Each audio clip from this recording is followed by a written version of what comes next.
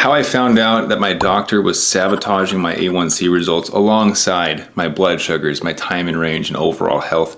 The answer will shock you, but understand that's actually a pretty common thing to happen. On these consultations that I do, I come across a lot of people who are being lied to and misled to by their medical teams. In fact, I've got a quote here that somebody commented on one of my posts last week. I'm going to read it out to you just in case you're listening on the podcast.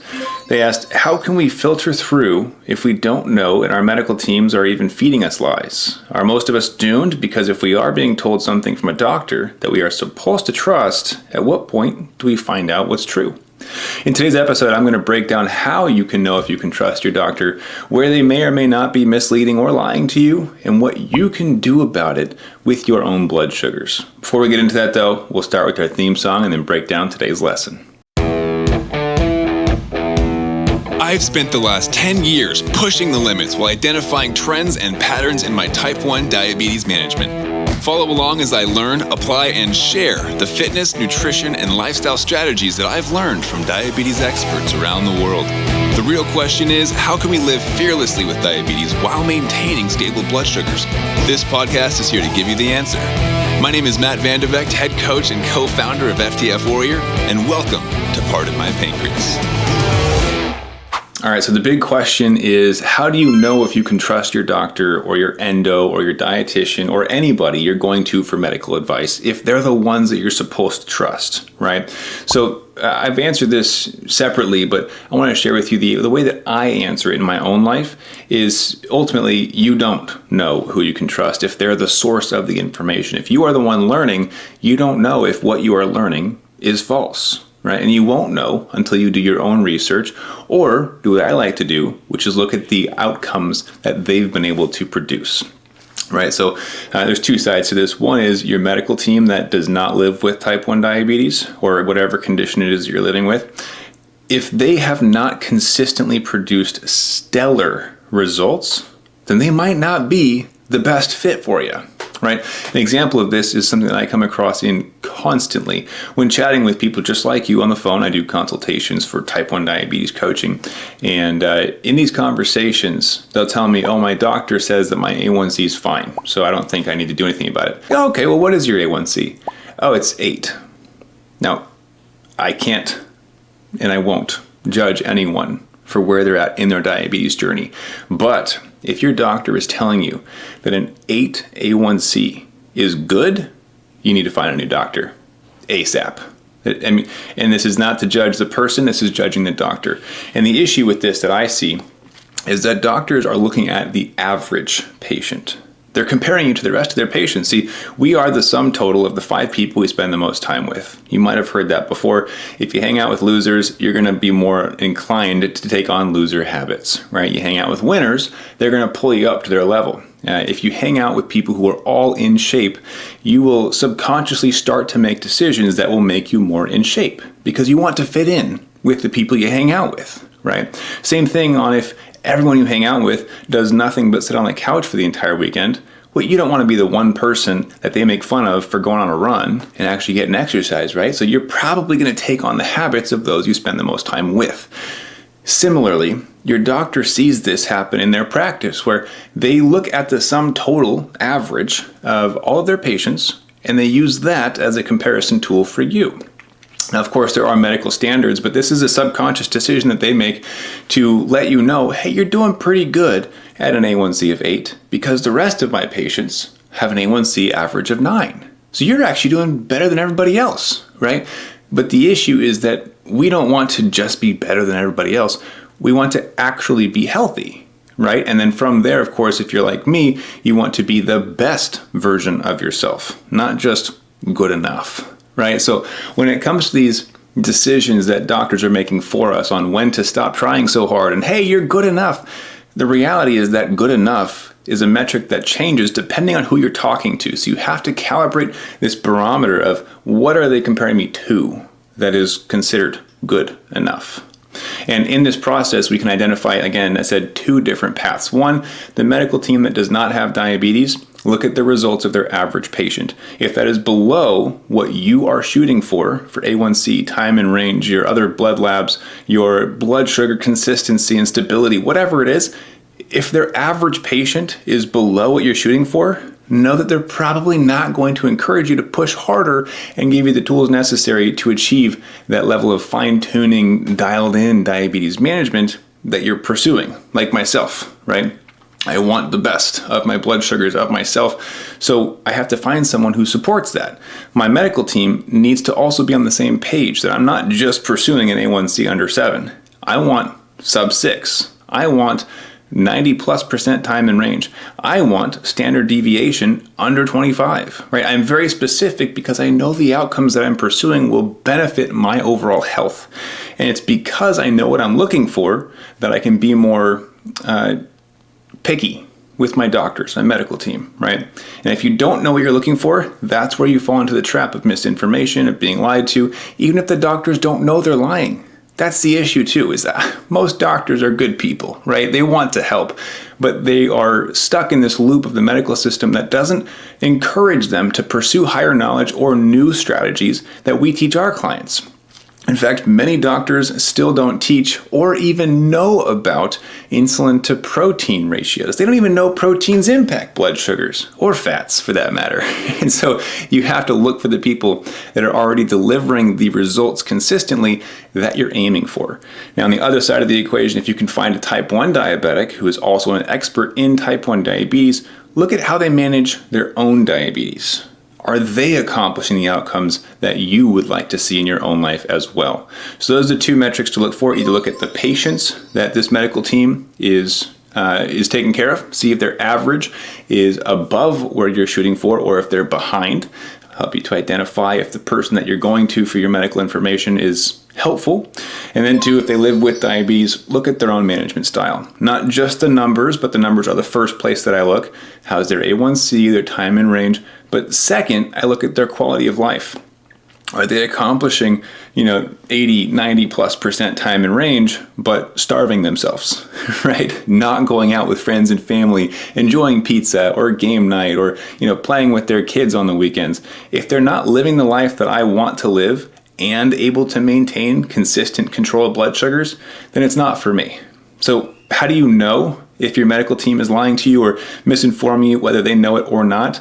Look at the outcomes that they're able to deliver, because you will become the sum total of the 5 people you spend the most time with, and you will be compared to the sum total of the 5 best or worst patients in your medical office as well. See, we adapt.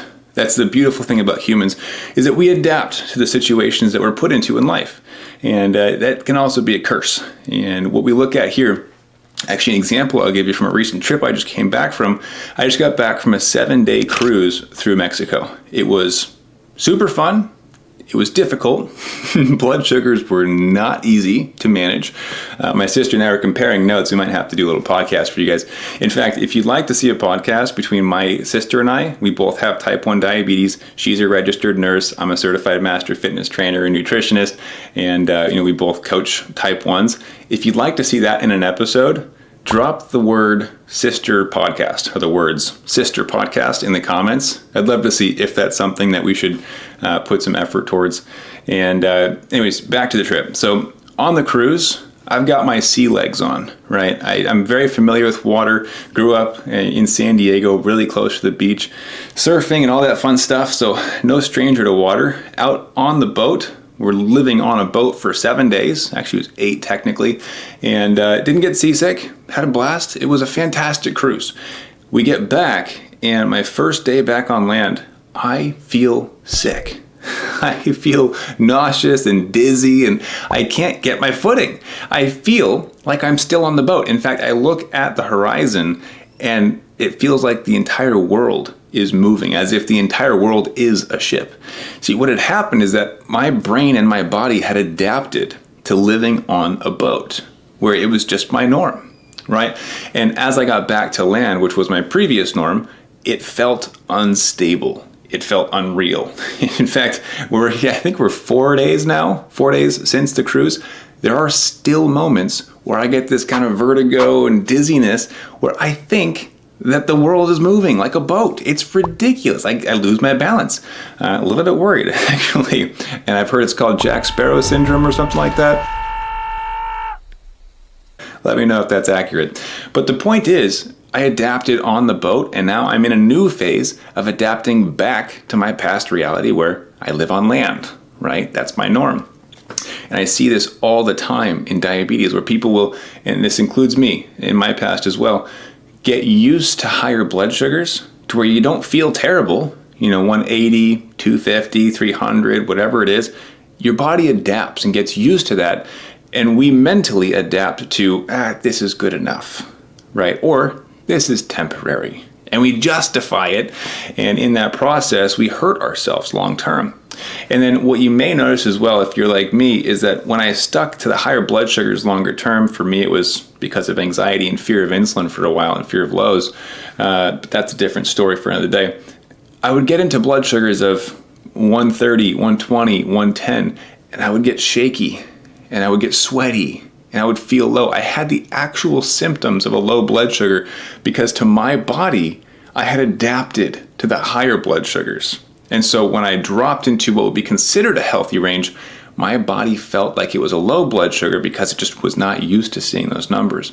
So be very cautious to what you adapt to, because whatever becomes your constant and your norm, you will adapt to. So if you settle for less, that will become your norm.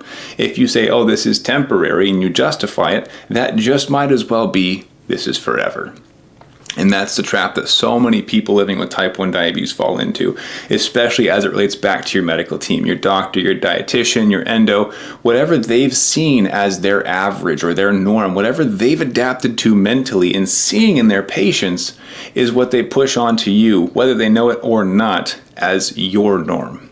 So if they're used to seeing people with A1Cs in the 7s, the 8s, the 9s, they may look at you and go, hey, you're doing good enough. Stop trying so hard, right? Go out and have a night out and enjoy yourself.